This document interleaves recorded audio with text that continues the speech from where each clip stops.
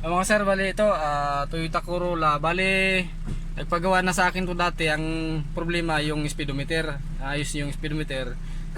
Bali, matagal din. Ilang buwan na ba yan, bay? Nagpagawa ka? Matagal na rin, no? Matagal na rin si sir nagpagawa sa akin ng speedometer niya. Naayos naman yung speedometer. Ngayon, ang gumaya naman yung RPM. Ayan. Pag start niya, zero yung idling niya. Tapos pag inapakan saka siya naangat. Tapos minsan naman daw na palo naman daw ng mataas. Hanggang saan ba yung palo? Pag 2,000 gano'n. 2,000 hanggang 2,000. Ngayon nasa 1,000 lang. Kaya bubuksan ko ulit to para makita ko kung anong problema. Load lang mo adto sa barangay. Kung ano? Reklamo.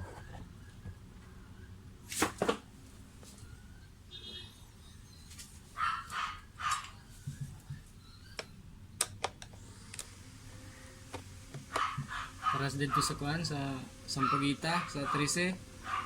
Ay 13 yung bukan, no? Oo, 3 ko. Dito sa Inocencio ba? Mm. Arte po mga silingan dito. Taong tiya dito gapuyo. Mm. Bawal na gani magpark sa daplin ba? Mm. Kinahanglan sulod na ang kuan.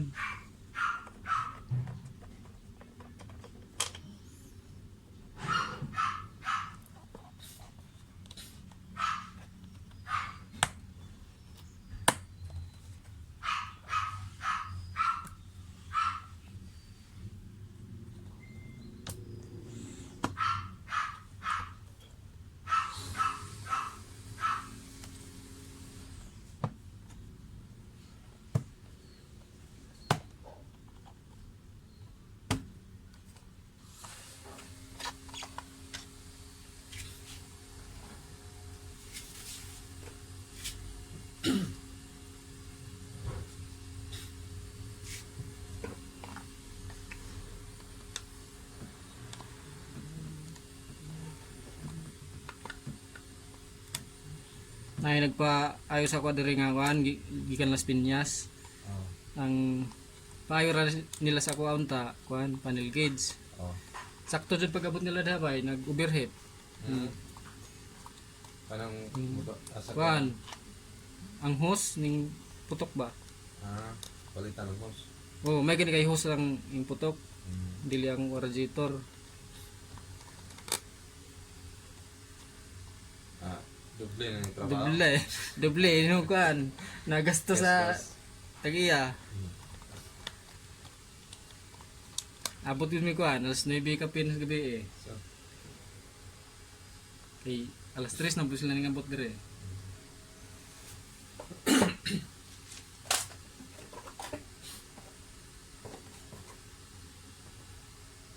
naasgo na sa Shopee ba no? Ng light. Yung Napod, si Shopee, Lazada na ah.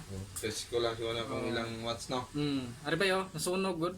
Sunog ba? Sunog ang kuan. Para sa katong Katong ako gialis dan sa kapasitor, kuan. Oh, kapasitor. Duha.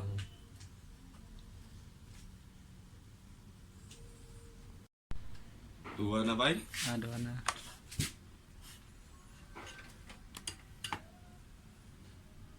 Daggo na pod. Kuha na. Ang panganay, 12. Tapos ang panduwa, Daggo na dai pod. ano na siya, 9 na. Duwa lang, gastos mo ba pagtama? Ano? Gini usar pod.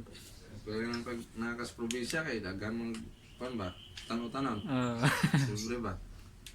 Day kay gastos mo. Gastos na no. Paliton mo tanan diri. Ari ba yo? Sunog kay bay? Ano na bay? Isa lang bay. Duha. Duwa. Ari mo sa sunog pod. Buti ba yun, dagan ka ng kuhan, stock ka ng mga kuhan. Nag-ista ka kay lisod man kun anha pa mangita kung kuan na magpaayo ba. Usahay ra ba kay walay kuan stock diha sa electronics.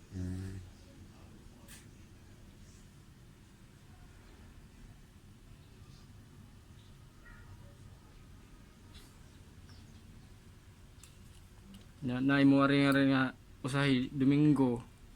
Nya sarado ang kuan ng Close man. tindahan. Dahan. Stock na lang ko.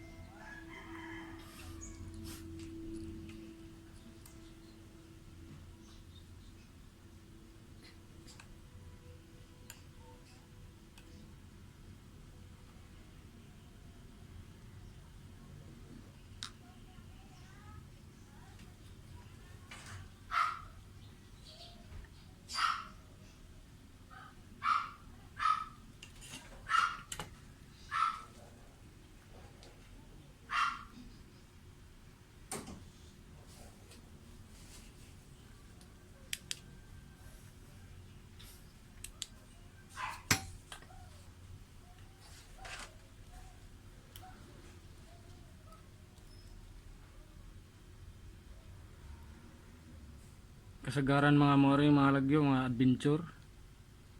Mga taga Batangas. Kita ko nga sa imong video ba ka? Na, Apoy. pasip pa, LBC ba? Ah, Asang tugigan? Batangas. Rap ang spot. Wala daw lugar ang wala daw. One, paglight. Namang nag-comment huwag ka nang bumili ng paglight. Palitan mo na lang ng bulb yung headlight. Headlight. Mo, kasi may useless lang. Tama nga yung sinabi niya ganun daw yung nakabit sa sasakyan niya Yung paglight niya daw, wala lang din Baliwala na lang pag nabukas ka ng headlight. Pagbukas daw ng headlight, wala rin, hindi mo makita ang Paglight. paglight. Yun, suggest sa akin. Gastos lang din yon. 3,000 pa naman. Ah. Yung sunset nun ba? Yung pero depende rin sa yung in-inquire ko kasi na paglight, yung Caldina, yung brand, mahal. Yung headlight naman, 1.5. Yung X7 na H4.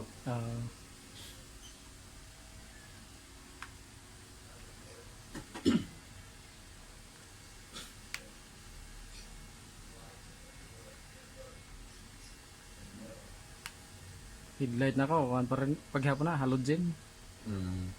Katong nakabutang da sa hapon kay halogen man. Hanap-hanap lagi.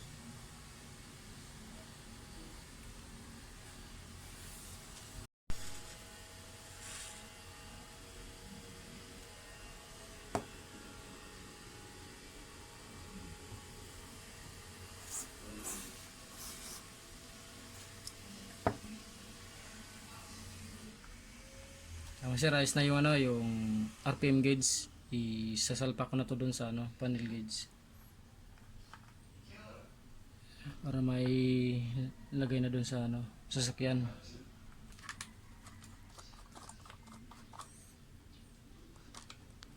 Bali, 2 kapasitor lang pinalitan ko nito mga sir sa RPM. Dati kasi yung sira lang nito yung speedometer.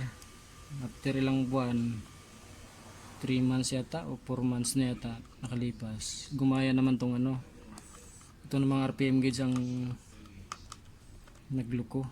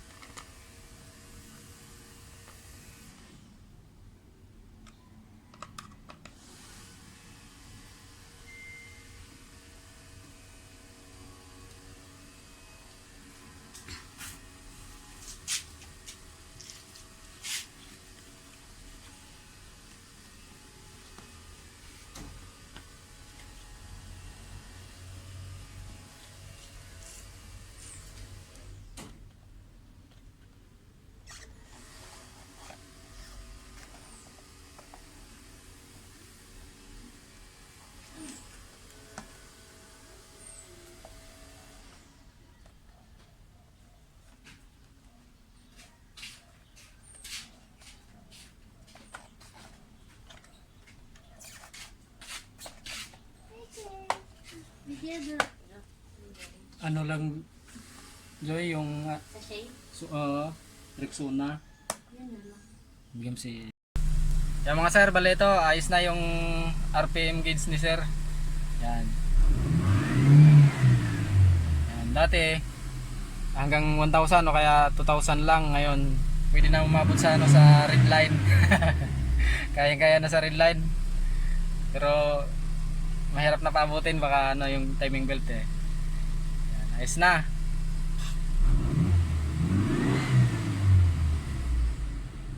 Okay. Chamba na naman. Nakuha na naman sa tawas. Yun.